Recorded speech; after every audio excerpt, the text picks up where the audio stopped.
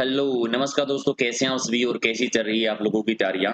तो एक नई सीरीज हम शुरू कर रहे हैं। उम्मीद है कि आपको ये सीरीज बहुत पसंद आएगी। ये सुपर फास्ट टेस्ट सीरीज है। रीट एग्जाम के लिए सभी सब्जेक्ट के क्वेश्चन रहेंगे। इसमें 10 मिनट का समय मिलेगा और टॉप 60 क्वेश्चंस के आपको आंसर देने हैं। जितना भी आपका स्कोर बनता है कमेंट करके लास्ट में जरूर बताइए। और ये रिवीजन के लिए सीरीज है। प्लान है कि सीरीज को हम एग्जाम तक कंटिन्यू रखेंगे।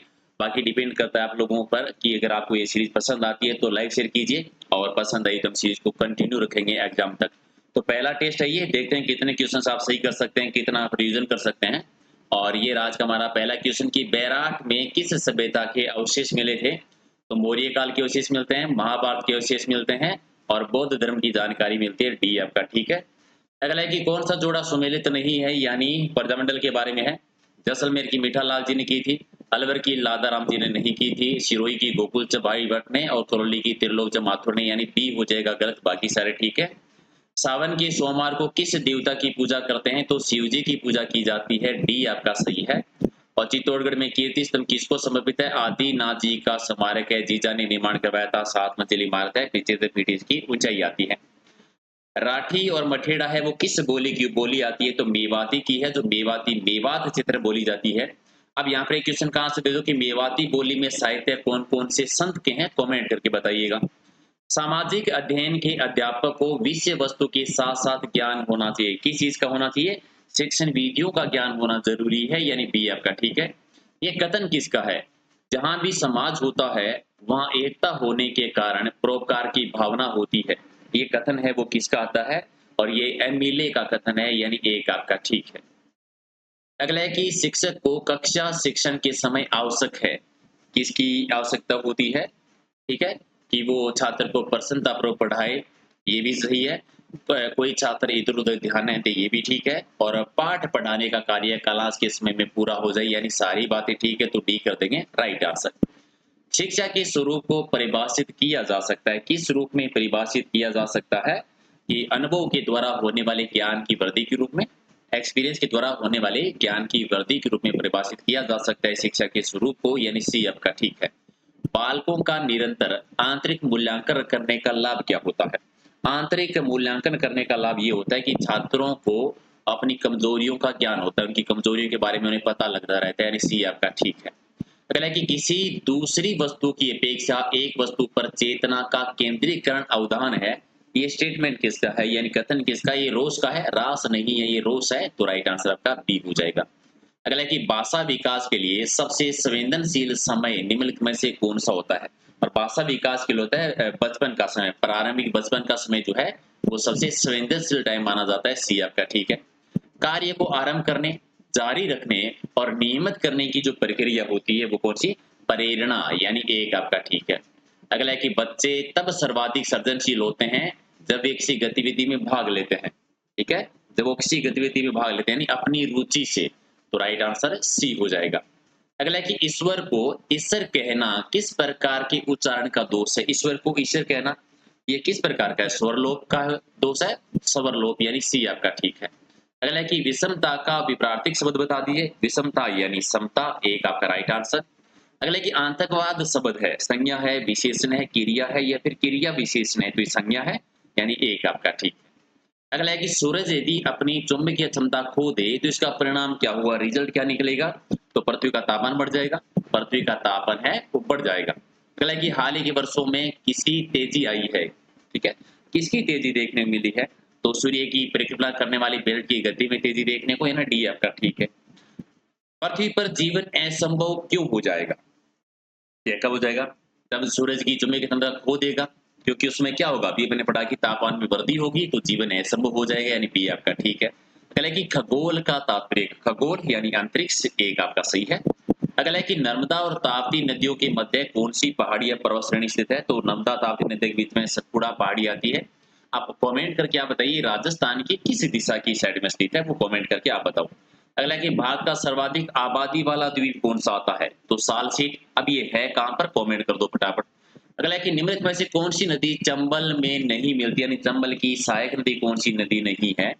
तो चंबल की सहायक नदी बेतवा नहीं है, बेतवा नहीं है, तो सी आपका ठीक है। अगला है कि निम्नलिखित में से कौन सी नदियां बंगाल की खाड़ी में गिरती है। बंगाल की खाड़ी में अपना जल ले जाने वाली नदियां कौन सी हैं। गंगा नदी, ब्रह्मपुत्र नदी, गोदावरी नदी और इसके अलावा महानदी, कृष्णा नदी, कावेरी, ये और भी दोनों ही हो जाएगा। लूनी, नर्मदा, ताप्ती जो है ये अरब सागर में जाती है, सी वाली, तो ए और बी दोनों आपके ठीक है। अगला कि में से कौन सा जोड़ा सुमेलित नहीं है? देवनाथ केरल में, तो ये ठीक है। लोकटक मेघालय में, ये ठीक नहीं है। डल कश्मीर में, ये भी ठीक है। पुलकित आंध्र प्रदेश के तमिलनाडु सीमा पर, ये भी ठीक है। तो राइट आंसर आपका बी हो जाएगा सही आंसर। अगला कि रेगुर मिट्टी सबसे ज्यादा काली मिट्टी यानी महाराष्ट्र के क्षेत्र में जाता है, एक आपका ठीक है। इनमें से कौन सा भारत का सबसे बड़ी मशीनीकृत खान आती है? और सबसे बड़ी आती है बेलाडीला खान यानी डी आपका ठीक है। चलिए, चंद्र ग्रहण कब होता है? कितना मासूम सा क्वेश्चन है। जब पृथ्वी सूर्य और चंद्रमा के बीच में आ जाती है, जब पृथ्वी है वो सूर्य चंद्रमा के बीच में आती है, तो चंद्र ग्रहण यानी बी आपका ठीक है। दक्षिणी अमेरिका का चौड़ा वृक्ष रहित घास मैदान कौन सा है? चीड़ा वृक्ष रहित जो घास मैदान है, चीड़ा वृक्ष रहित घास मैदान जो है दक्षिणी अफ्रीका का, वो कौन सा? पंपास। पंपास आते हैं, बी आपका ठीक है। अगला क्वेश्चन है कि किस देश को श्वेत हाथी की भूमि कहा जाता है? और ये थाईलैंड को कहेंगे। नेक्स्ट है कि भारत में हकीक सार्वभौमिकता है क्योंकि संविधान की प्रस्तावना आरंभ होती है, किससे आरंभ होती है? तो हम भारत के लोग से, ठीक है। हम भारत में लौकिक सार्वभौमिकता है क्योंकि हम भारत के लोक शब्दों से संविधान की प्रस्तावना की शुरुआत होती है। भारतीय संविधान में शामिल इकहरी नागरिकता किस देश से प्रेरित है? तो ब्रिटेन से। ब्रिटेन से एक आपका ठीक है। अगला कि भारतीय नागरिकों के मौलिक अधिकारों का वर्णन संविधान के किस अनुच्छेद भाग 3 में अनुच्छेद 12 से 35 तक यानी एक आपका ठीक है।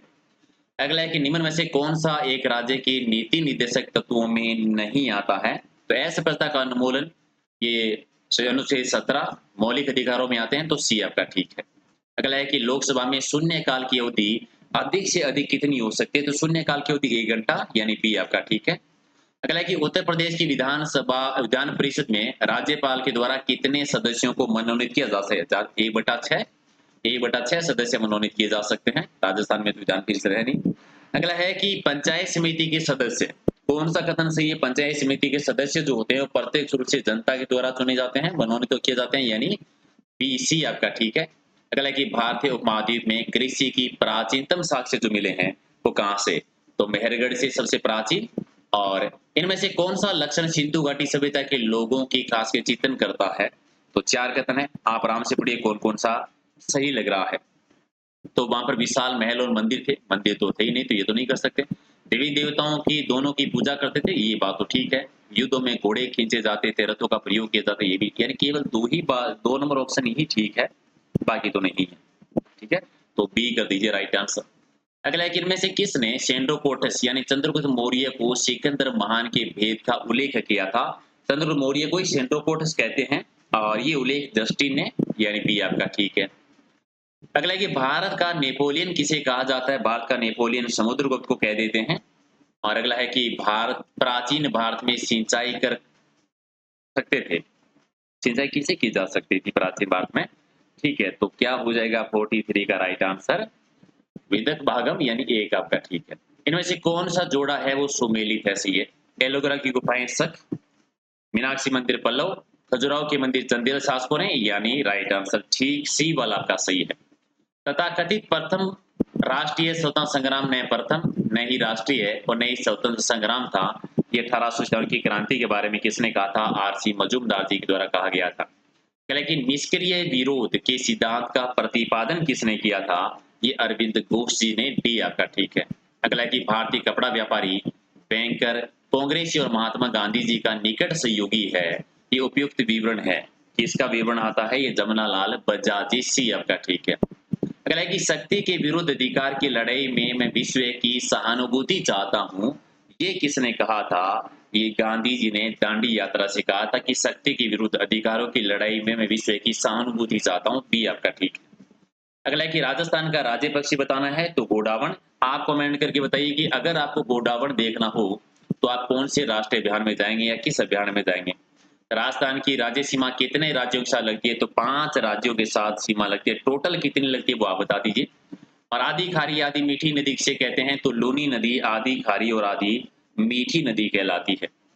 नेक्स्ट आपका है कि नौलखा सागर किस जिले में स्थित है? तो ये बूंदी में है, यानी सी आपका ठीक है। राजस्थान में निम्नलिखित में से कौन से 2 जिलों में सर्वाधिक वन है? तो सर्वाधिक वन वाले उदयपुर और बारां, सबसे कम वाले चूरू और हनुमानगढ़।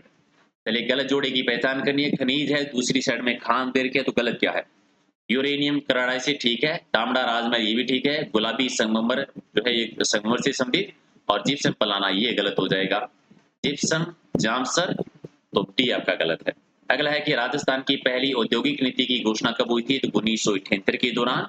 और शिक्षा को द्विध्रुवीय किसने कहा था? तो ये किसके द्वारा कहा गया था? एडम्स के द्वारा, एक आपका ठीक है। और राष्ट्रीय पाठ्य चर्चा की रूपरेखा एनसीएफ 2005 की संस्तुति के अनुसार बच्चों का विद्यालय जीवन निम्नलिखित में से किसके साथ जुड़ना चाहिए? तो विद्यालय के बाह्य वातावरण के साथ जुड़ना चाहिए, यानी डी आपका ठीक है। और लास्ट क्वेश्चन आपका कि अध्यापक कक्षा में अध्यापन करते समय विविध प्रश्न क्यों पूछता है? ठीक है, क्योंकि छात्रों की पूर्व ज्ञान का पता लगाने के लिए पूछे जाते हैं, शिक्षक को अपनी सफलता की जानकारी के लिए, और अर्जित ज्ञान का संबंध नवीन ज्ञान से जोड़ने के लिए, यानी सारे ही कथन ठीक है। तो ये हमारा पहला टेस्ट था और आपने 10 मिनट में 60 में से कितने क्वेश्चन सही किए कमेंट करके आप जरूर बताइए। और पीडीएफ भी ले लीजिएगा, ताकि रिवीजन पीडीएफ कहाँ से? टेलीग्राम चैनल से, लिंक वीडियो की डिस्क्रिप्शन में है, या फिर टेलीग्राम पर सर्च कर लेना प्रहलाद सारंग सर के नाम से, सारी पीडीएफ आपको मिल जाएगी। रात को डेली 8 बजे एक राजस्थान जीके का टेस्ट करते हैं, तो वो भी आप ज्वाइन कर सकते हैं। और मुझे जरूर बताइए कि अगर आपको सीरीज पसंद है तो हम कंटिन्यू रखें इसको। Thank you so much, like share कर दीजिए एक बार, धन्यवाद।